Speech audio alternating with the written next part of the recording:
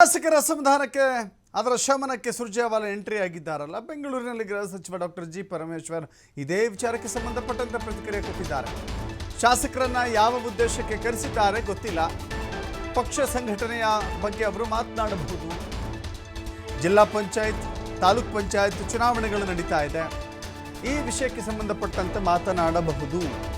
ಸಣ್ಣ ಪುಟ್ಟ ವ್ಯತ್ಯಾಸ ಬಂದಾಗ ಹೈಕಮಾಂಡ್ ಕೆಲವು ಬಾರಿ ಮಧ್ಯಪ್ರವೇಶ ಮಾಡಬೇಕಾಗುತ್ತೆ, ಅದು ಸಹಜ.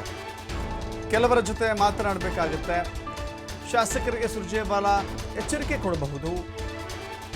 ಬಹಿರಂಗವಾಗಿ ಮಾತನಾಡದಂತೆ ಕಟ್ಟುನಿಟ್ಟಾಗಿ ಸೂಚನೆ ಕೊಡಬಹುದು ಅಂತ ಗೃಹ ಸಚಿವ ಡಾಕ್ಟರ್ ಜಿ ಪರಮೇಶ್ವರ್ ಹೇಳಿದ್ದಾರೆ.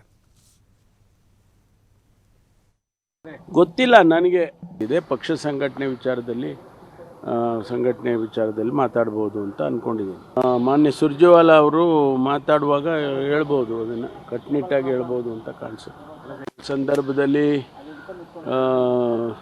ಹೈಕಮಾಂಡ್ನವರು ಮಧ್ಯಪ್ರವೇಶ ಅಂದರೆ ಅವರ ಕೆಲಸ.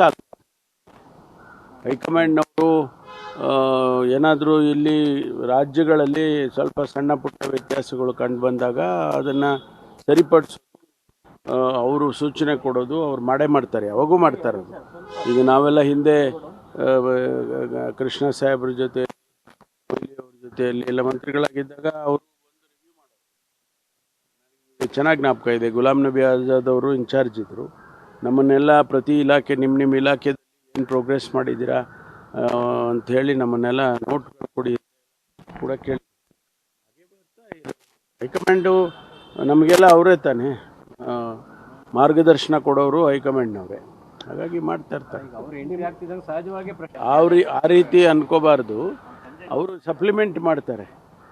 ಹೈಕಮಾಂಡ್ನವರು ಬಂದಾಗ ಒಂದು ರೀತಿಯಲ್ಲಿ ಶಿಸ್ತು, ಮತ್ತೊಂದು ಪ್ರೋಗ್ರೆಸ್ಸು, ಇವೆಲ್ಲ ಒಂದು ರಿವ್ಯೂ ಮಾಡಿದಾಗ ನಾವು ಎಲ್ಲಿದ್ದೇವೆ, ಹೇಗೆ ಆಡಳಿತ ಮಾಡ್ತಿದ್ದೀವಿ ಅನ್ನೋದ್ರ ಬಗ್ಗೆ ಅರಿವಾಗುತ್ತೆ, ಅವ್ರಿಗೂ ಗೊತ್ತಾಗುತ್ತೆ. ಅದಕ್ಕಾಗಿ ಮಾಡ್ತಾರೆ. ನಾನು ಸಮಯ ಕೇಳಿದ್ದೇನೆ. ನನಗೆ ಮಧ್ಯಾಹ್ನ ಸಾಯಂಕಾಲ 1ನೇ ತಾರೀಕು 2ನೇ ತಾರೀಕು ಇರ್ತಾರಂತೆ. ಅವರು ಇರುವಾಗ ಮಾತಾಡೋದು ಗೊತ್ತಿಲ್ಲ ನನಗೆ.